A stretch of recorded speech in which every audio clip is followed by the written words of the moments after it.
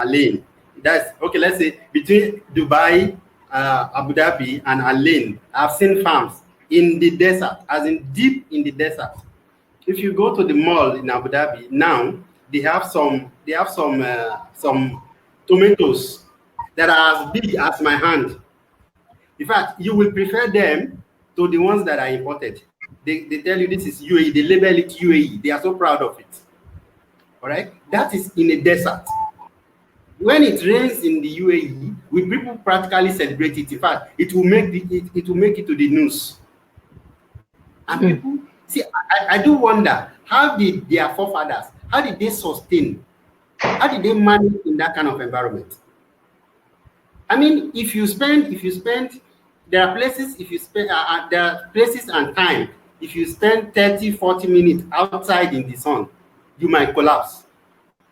Under the hand of the sun, you know, yet those people they've created a masterpiece in that place.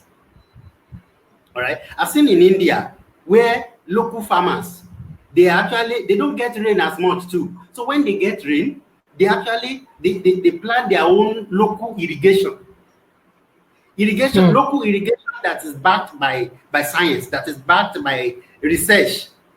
Local farmers create this themselves, such that they find a way to reserve the water in a particular place. I mean, local farmers, perhaps with the help of one professional who is probably works with an NGO and all of those things. And then there are those that are sponsored by the government.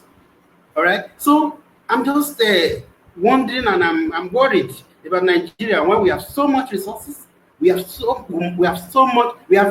excess of rain.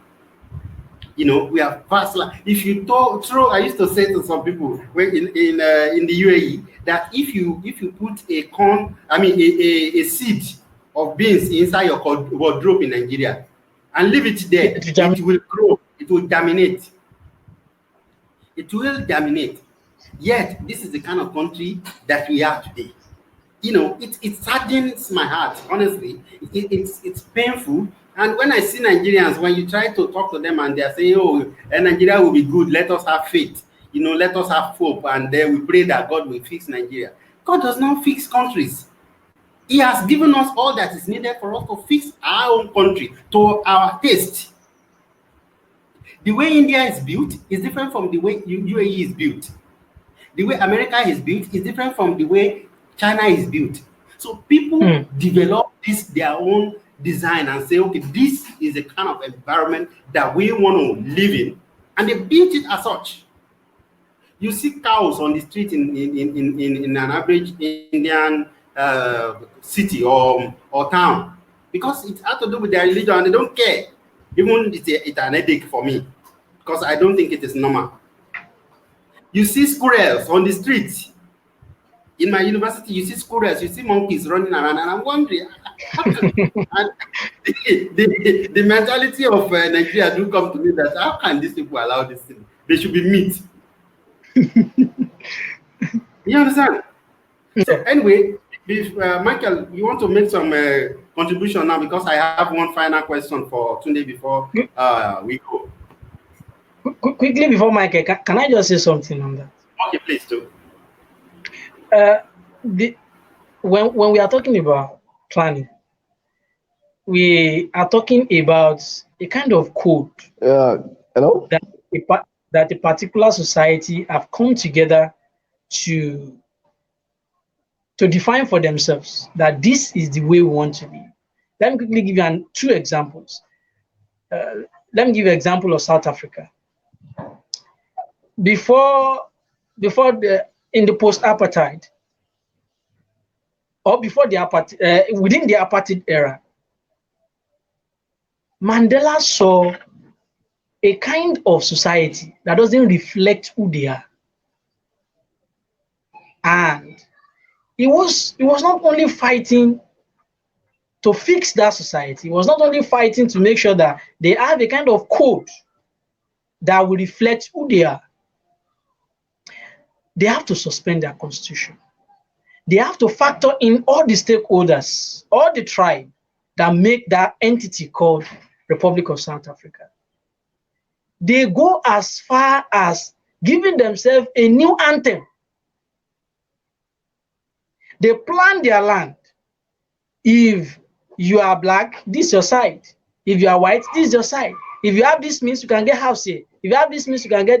So now, holistically, in the end, they were able to give to themselves a constitution that reflects who they are. That's planning. Look at Nigeria. I once told Mike, I said, take constitution of Nigeria, take constitution of Ghana, and pick one other constitution, maybe Chad. You will discover that the preface to the constitution is almost the same thing. It means that we almost copy or adopt the same constitution, probably that of US. So it doesn't reflect who we are. So now in planning, we should be able to know what is our need. How do we meet the need? That takes us to what to do. When we first have University of Ibadan before the independence, immediately after the independence in '62, the nationalists then said, we need to build a university that can respond to our problem as local as it is. We need to build a university that will reflect our culture. We need to raise engineers, social scientists that understand our people. And now they started with University of Lagos, University of Nigeria, Nsukka, Ahmadu Bello University, Zaria. But do you know what today?